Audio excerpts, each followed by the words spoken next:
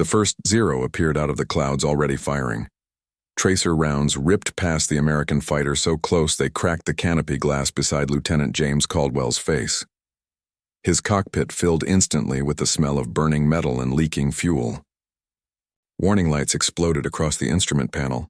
Then another Japanese fighter dropped behind him, then another and another. Within seconds, the sky above the Philippine Sea turned into a nightmare of spinning wings, engine smoke, and gunfire. 70 Japanese aircraft, against one American pilot. Inside Caldwell's headset, radio static screamed over panicked voices from his carrier group. Someone yelled for him to dive. Another pilot shouted enemy positions too quickly to understand. But Caldwell noticed something strange. The Japanese fighters were climbing aggressively after every attack pass, exactly the way American manuals taught pilots never to fight. And what happened next would become one of the most studied aerial survival records of the Pacific War. If you want more true stories of impossible moments from World War II, subscribe to the channel. By late 1944, the Pacific Ocean belonged increasingly to American carriers. Massive task forces crossed entire sections of sea almost untouched. Japanese fuel reserves collapsed month after month. Experienced enemy pilots vanished faster than Japan could replace them, but the Imperial Navy still possessed one terrifying advantage: numbers during concentrated strikes. When Japanese commanders committed large air groups against isolated American squadrons, the sky itself became lethal. Fighters attacked from every altitude simultaneously. Dive bombers filled the air with falling steel. Veteran Zero pilots still understood how to kill. And during the Battle of the Philippine Sea, both nations prepared for a confrontation so enormous, sailors later described it as the day the ocean caught fire. American intelligence already suspected Japanese carriers were moving into range. Nobody fully understood how desperate the enemy had become. Japan's remaining naval aviators knew this battle might decide the future of the entire Pacific campaign. Many pilots launched expecting never to return. Fuel shortages limited training. Aircraft quality declined.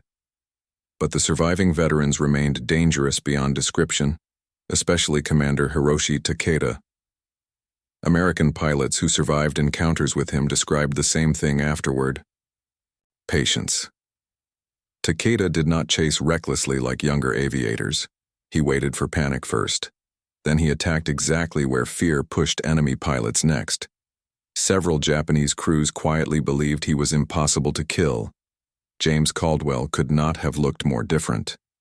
24 years old, thin, quiet, originally from rural Kansas. Before the war, he spent more time repairing farm machinery than talking to people. Flight instructors initially criticized him for overthinking combat exercises. Other cadets mocked his habit of studying engine behavior longer than aerial gunnery practice. One instructor actually called him too cautious for dogfighting. That reputation followed him into the Navy. Aggressive pilots earned attention. Calm pilots got ignored. But Caldwell noticed details others missed, especially during stall recovery exercises. Most fighter pilots feared losing speed during combat. Every instinct screamed for momentum. Escape depended on acceleration. Survival depended on altitude. But Caldwell discovered something unusual while practicing carrier approaches. Aircraft behaved unpredictably near controlled stalls. Especially heavy American fighters like the F-6F Hellcat. Unlike lighter Japanese Zeros, the Hellcat could absorb punishment and remain stable at lower speeds longer than many enemy pilots expected. That observation stayed buried in Caldwell's mind for months. Not because he planned to use it, because nobody would ever recommend it intentionally. Then came June 19, 1944, the Philippine Sea. Before dawn, American carrier decks erupted into organized chaos. Mechanics fueled aircraft beneath dim combat lighting while pilots received hurried briefings inside overheated ready rooms. Enemy carriers approaching. Large strike groups expected, possibly massive engagement. Outside, the Pacific stretched black beneath storm clouds while hundreds of aircraft prepared for launch simultaneously. Caldwell sat quietly tightening his gloves, while louder pilots exchanged predictions about the coming battle. One aviator grinned nervously. Whole Japanese Navy's probably waiting out there. Another answered, Good. Saves us fuel finding them. Laughter spread briefly. Caldwell never joined in, because something about the briefing bothered him. Enemy aircraft estimates kept increasing, first 50, then 100, then more. The scale felt wrong. Experienced Japanese commanders rarely committed everything at once unless they believed they had no alternative left. And desperate enemies fought differently. Minutes later, Hellcats thundered from carrier decks into dark morning skies. The engines alone shook entire ships. Caldwell climbed steadily through cloud layers while ocean sunlight slowly appeared across the horizon beneath him. Vapor curled from the Hellcat's wings during ascent. Radio chatter filled the headset constantly, then radar confirmed it. Massive inbound formations. American pilots initially assumed the reports were exaggerated until they saw them. Dots. Hundreds of dots. Japanese aircraft stretched across the horizon, in enormous formations moving directly toward the fleet. Bombers, fighters, escort groups layered above and below. The scale stunned even veteran aviators. One pilot whispered over the radio, "Sweet Jesus." Then the sky exploded. American fighters slammed into incoming formations head-on before the Japanese aircraft reached carrier range. Contrails twisted everywhere simultaneously. Aircraft fell burning through clouds before many pilots fully understood where attacks originated. Caldwell fired at a diving bomber during the first merge and watched its wing detach instantly. No time to celebrate. A Zero flashed across his canopy, firing from above. Another attacked from below seconds later. The Hellcat shuddered under near misses while Caldwell rolled violently through tracer fire. Everything dissolved into fragments afterward. Smoke, engines. Sun glare, brief glimpses of aircraft crossing at impossible speeds. Combat at that scale stopped feeling organized almost immediately. Pilots simply survived one decision at a time. Then Caldwell realized something horrifying. He was alone, completely alone. The main American formation had drifted several miles east during the chaos. Japanese aircraft now filled almost every direction around him. He counted quickly. Impossible number, at least dozens, and several had already noticed the isolated Hellcat. Radio transmissions cracked desperately through static. Blue 3, brake left. Behind you. Dive, dive. Too late. 3 Zeros attacked together from high altitude. Caldwell rolled hard beneath the first pass while cannon fire shredded sections of his right wing. Another fighter crossed ahead, firing directly into his nose section. The cockpit vibrated violently. Warning alarms screamed, and still more Japanese aircraft appeared. The Hellcat suddenly felt tiny inside an ocean of enemy fighters. Most pilots would dive immediately toward friendly ships. That was standard doctrine. Use speed, escape downward, regroup. But Caldwell noticed the same pattern again. The Japanese fighters kept climbing after attacks, aggressively. They expected panic dives, which meant they expected speed. Then another realization struck him. The heavier Hellcat stalled differently than the lighter Zero, especially during sharp low-speed transitions. It was dangerous knowledge, possibly suicidal knowledge, but 70 enemy aircraft left few good alternatives. The next attack came directly from behind. A veteran Japanese pilot locked onto Caldwell's tail and committed fully. More Zeros followed the chase immediately. Every instinct screamed for acceleration. Instead, Caldwell reduced throttle sharply. The Hellcat slowed so suddenly the pursuing Zero overshot by pure momentum. For one impossible second, the Japanese fighter crossed directly ahead at near point-blank range. Caldwell fired instinctively. The Zero erupted into flame. The pilot never escaped, but Caldwell barely saw the explosion, because now several more Japanese fighters adjusted toward him simultaneously. And they looked confused, not frightened, confused. The isolated American fighter had done the exact opposite of what combat logic demanded. That hesitation mattered. Caldwell immediately rolled downward through the opening before the remaining Zeros recovered formation. His breathing sounded mechanical inside the oxygen mask now. Fast, controlled, terrified. Another attack wave descended from above. 5 fighters this time, coordinated, experienced. The lead Zero stayed farther back than the first pilot had. Careful now. Caldwell recognized the change instantly. The enemy was adapting. The Japanese pilots no longer trusted straightforward pursuit. That made them slower, more cautious.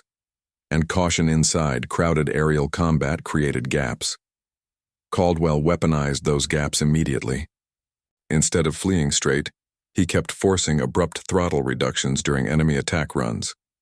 Each maneuver disrupted Japanese timing slightly. Fighters overshot firing positions by fractions of seconds. Wingmen lost spacing, tiny disruptions. But inside massive aerial combat, tiny disruptions spread chaos quickly, especially against tightly packed formations. One Japanese fighter collided with another during a confused dive recovery, less than 200 yards from Caldwell's wingtip. Both aircraft spiraled downward together, trailing smoke. The American pilot stared briefly in disbelief. Then another burst of cannon fire snapped past his cockpit. No time to think, only react. The next 15 minutes became one continuous storm of motion. Caldwell stopped fighting individual aircraft. He fought momentum itself. Every Japanese pilot expected the Hellcat to accelerate away under pressure. Instead, Caldwell repeatedly bled speed during attack setups, forcing enemy fighters into awkward corrections. The maneuver violated instinct so completely it kept working, at least temporarily. But the danger kept increasing too. Because the more enemy pilots encountered the tactic, the more aggressively they adapted. Soon several Zeros stopped overshooting entirely. They stayed back, waited, forced Caldwell into turning engagements instead.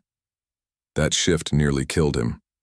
A burst of Japanese cannon fire tore through the Hellcat's fuselage during a climbing turn. Hydraulic pressure dropped instantly. Smoke filled part of the cockpit. The aircraft shuddered violently. Caldwell's left arm went partially numb from flying debris cutting through the cockpit. And still the Japanese fighters kept coming, one after another. Wave after wave. At some point during the chaos, American pilots, elsewhere in the battle, began hearing strange radio reports. Single Hellcat still engaged West Sector. Pilot holding off multiple fighters. No idea how he's still alive. Several aviators initially assumed multiple American aircraft remained trapped together. The truth sounded impossible. One pilot, against nearly an entire enemy attack group. Commander Hiroshi Takeda finally entered the fight personally, after hearing repeated confusion reports over Japanese communications. An isolated American fighter disrupting attack formations made no sense to experienced pilots. Takeda intended to end it himself. Caldwell spotted him immediately without knowing his name, because Takeda flew differently. No rushed attacks, no wasted movement. The Japanese commander stayed above the battle, studying first, watching, learning. And for the first time all morning, Caldwell felt genuine fear crawl through his stomach. Because this pilot understood what he was doing. Takeda attacked without warning. No radio chatter, no dramatic approach. 1 second he remained high above the battle. The next his Zero dropped through cloud cover directly behind Caldwell's damaged Hellcat. Cannon fire erupted instantly. Rounds tore across Caldwell's left wing, shredding sections of metal so violently, pieces struck the canopy like hailstones. Warning alarm screamed through the cockpit again. The Hellcat rolled hard sideways, barely controlled. Caldwell immediately understood something terrifying. This pilot was not chasing emotionally like the others. He was testing reactions. Takeda stayed, just outside overshoot range while forcing Caldwell lower and lower toward the ocean. Every maneuver felt measured, precise, patient. The Japanese commander had already recognized the throttle trap, which meant Caldwell's advantage was disappearing. Below them, the Philippine Sea flashed beneath broken cloud cover while massive aerial combat continued miles away. Burning aircraft fell through distant smoke columns. Tiny explosions flickered across the horizon where carrier groups exchanged attacks. But around Caldwell and Takeda, the world suddenly narrowed into silence and engine noise. Hunter. Prey. The next pass nearly ended everything. Takeda climbed slightly above Caldwell's right side and opened fire during the Hellcat's turn recovery. Cannon rounds punched through the fuselage behind the cockpit. Hydraulic fluid sprayed across instruments. The control stick suddenly felt heavier, sluggish. Caldwell gritted his teeth and forced the aircraft level again. Takeda stayed behind him perfectly. No wasted motion, no aggression, just steady pressure. Several Japanese pilots nearby stopped attacking entirely to watch the duel unfold. Even amid gigantic carrier combat, experienced aviators recognized mastery when they saw it. And now the isolated American pilot faced one of Japan's deadliest veterans alone. Caldwell's fuel gauge dropped steadily, ammunition nearly gone, aircraft damaged, outnumbered beyond reason, and still Takeda kept forcing him lower, closer to the sea, closer to death. Most American pilots in that situation would finally dive for maximum speed and pray the Hellcat's armor survived long enough to reach friendly anti-aircraft cover. Takeda expected exactly that, which was why Caldwell suddenly did something insane. He slowed down again, but this time far more violently than before. The Hellcat nearly snapped into stall above the ocean's surface. Takeda anticipated a trick immediately and stayed disciplined during the overshoot attempt. He refused the bait. For half a second, Caldwell felt cold panic. Then he noticed something else. Takeda had become so careful avoiding the maneuver that he widened his firing angle too much. Tiny mistake, tiny opening. But after 20 minutes of continuous combat, tiny openings were all that remained. Caldwell rolled sharply beneath Takeda's widened turn and climbed directly through the gap before the Japanese commander corrected. The move surprised both pilots. For the first time during the battle, Takeda lost visual contact briefly. That mattered enormously. Because now Caldwell understood the deeper truth behind the maneuver. The throttle cut itself was never the weapon. Expectation was. Once pilots feared the overshoot, they hesitated differently, and hesitation rewrote the fight. Caldwell immediately turned back toward the densest section of Japanese aircraft instead of escaping away. Again, the exact opposite of standard doctrine. Several Zero pilots reacted too slowly to the reversal. One expected Caldwell to continue fleeing west and drifted directly into his gun sight. The Hellcat's machine guns erupted. The Zero exploded across the clouds. Another Japanese fighter rolled aggressively toward Caldwell seconds later. Again, Caldwell cut throttle suddenly. Again, the enemy overshot. This time, Caldwell's return fire crippled the aircraft without destroying it outright. The damaged Zero spiraled downward, trailing black smoke toward the ocean. And now something extraordinary began happening across the battlefield. Japanese pilots started warning each other about the isolated Hellcat. Radio transmissions spread confusion quickly. American fighters slowing intentionally. Careful behind him. Do not close too fast. Fear entered the equation. Not fear of one airplane destroying entire formations. Fear of unpredictability. And unpredictability inside massive aerial combat could become contagious. Takeda recognized the danger instantly. The American pilot was disrupting rhythm itself. Japanese fighters depended heavily on coordinated momentum attacks. Hesitation shattered timing. Broken timing created collisions, missed shots, and confusion, which meant Caldwell was now threatening the attack group psychologically, not just physically. Takeda decided to kill him immediately. The Japanese commander climbed steeply into sunlight to conceal his approach. Other Zeros pressured Caldwell from lower angles simultaneously, forcing the American pilot into defensive turns. Classic trap. Drive the enemy upward, blind him against the sun, then strike. Caldwell recognized it too late. Takeda dropped from high-altitude firing continuously. Cannon rounds smashed through the Hellcat's engine cowling. Smoke burst across the canopy. The aircraft shuddered violently. Engine temperature skyrocketed instantly. Caldwell's vision blurred from heat and adrenaline. Another hit like that would destroy the engine entirely. Takeda closed carefully now, certain the fight was finally ending. The damaged Hellcat struggled, through rough turns while smoke streamed behind it across the sky. Japanese fighters tightened formation around the crippled aircraft, like wolves closing around wounded prey. Inside the cockpit, Caldwell's gloves were slick with sweat and hydraulic fluid. Warning lights covered the instrument panel completely now. The engine vibrated so violently it blurred parts of his vision. Then he noticed something strange. The damaged engine no longer responded smoothly. Power delivery lagged unevenly. Most pilots would consider that catastrophic. Caldwell saw opportunity.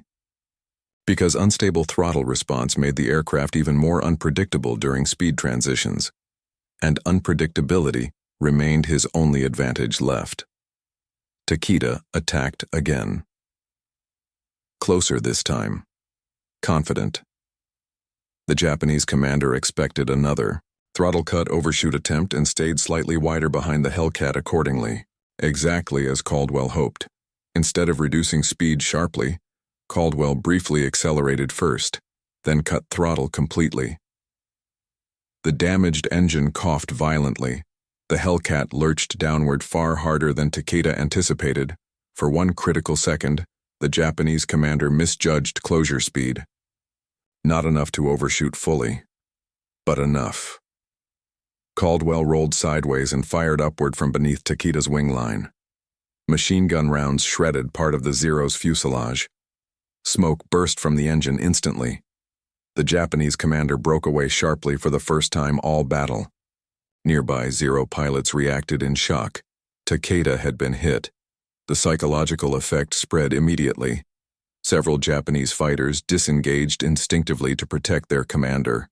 Others widened attack spacing uncertainly, and suddenly the pressure around Caldwell eased for the first time in nearly half an hour.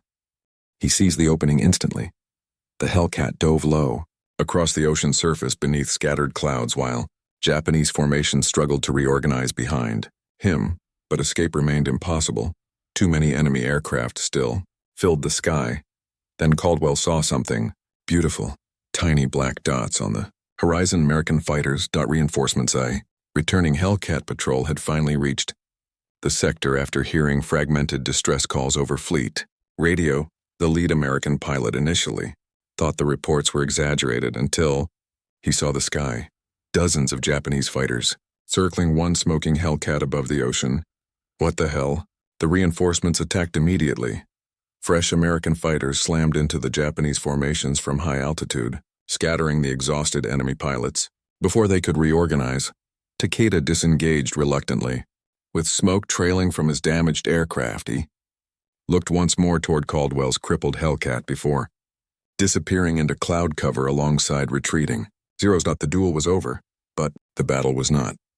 American pilots arriving afterward struggled to understand what they were seeing. The sky around Caldwell's position still contained burning debris, damaged fighters, parachutes, and smoke trails from nearly continuous combat. One aviator finally radioed, "How long were you alone out here?" Caldwell answered after several seconds, "No idea." The truth sounded impossible when combat reports were finally assembled. Later, one isolated American Hellcat had survived engagement against nearly 70 Japanese aircraft during the largest carrier battle in history, and not merely survived, disrupted them, delayed attack timing, forced confusion into coordinated formations. Several Japanese pilots later admitted the isolated fighter created uncertainty, disproportionate to its actual firepower, because nobody expected a lone pilot to weaponize hesitation itself. When Caldwell finally landed back aboard his carrier, deck crews surrounded the damaged Hellcat in stunned silence. The aircraft barely looked airworthy anymore. Bullet holes covered the fuselage, hydraulic fluid leaked steadily onto the deck. Sections of the wings looked torn apart by claws. One mechanic walked slowly around the fighter before muttering, "How is this thing still flying?" Another sailor pointed toward the cockpit. "No. The question is, how is he still flying?" Caldwell climbed out shakily, exhausted, half deaf from gunfire, his flight suit soaked with sweat. At first, he assumed the battle had simply blurred his sense of scale. Then intelligence officers approached him inside the ready room later that evening. "How many aircraft do you think engaged you?" Caldwell rubbed his eyes tiredly. 20 maybe, 30. Hard to tell. The officers exchanged looks. Radar estimates suggested far more. Surviving American pilots confirmed it too. Japanese communications intercepted later revealed repeated warnings spreading across the strike group about a single, aggressive American fighter. The final estimates stunned everyone. Nearly 70 enemy aircraft encountered during overlapping attack. Waves. One pilot surviving against that many opponents sounded absurd, yet the evidence remained everywhere across combat reports. And one detail fascinated Navy tacticians. More than anything else, the throttle maneuver. Initially, many instructors rejected the idea entirely. Deliberately bleeding speed during combat violated decades of aerial doctrine. Most pilots attempting it incorrectly would simply die. But experienced aviators studying Caldwell's engagement noticed something important. The maneuver worked because it attacked expectation. Enemy pilots trained to anticipate acceleration under pressure. When Caldwell reversed that instinct repeatedly, he disrupted timing inside highly aggressive attack runs. Not magic, not invincibility. Psychology. Years later, portions of the encounter would quietly influence dissimilar air combat training discussions far beyond World War II. Not because pilots should intentionally stall in combat, because unpredictability could break superior numbers, especially against opponents growing overconfident. Commander Hiroshi Takeda survived the war. Long after Japan's surrender, he reportedly discussed the battle during a private interview with another former pilot. When asked about the lone Hellcat encounter, Takeda answered with remarkable honesty. He fought like someone who understood fear completely, not absence of fear. Understanding of it. That difference mattered. James Caldwell never became a major celebrity after the war ended. He returned home quietly, worked in aviation maintenance, and rarely spoke publicly about the Philippine Sea. Friends later said he disliked being called heroic because in his mind, survival had depended mostly on timing and observation. The enemy expected speed, so he slowed down. The enemy expected retreat, so he turned inward. The enemy expected panic, so he forced hesitation instead. And for one impossible stretch of sky above the Pacific Ocean, that understanding allowed one American pilot to survive against numbers no fighter should ever endure alone. The official battle records would later describe the Philippine Sea as the Great Marianas Turkey Shoot, but hidden inside the scale of that enormous victory remained one smaller story: a damaged Hellcat, frightened pilot, 70 enemy aircraft, and a combat record so unbelievable that many refuse to believe it at first. If you enjoy real World War II stories where skill and courage change history, subscribe for more, because sometimes the deadliest weapon in war is doing exactly what nobody expects.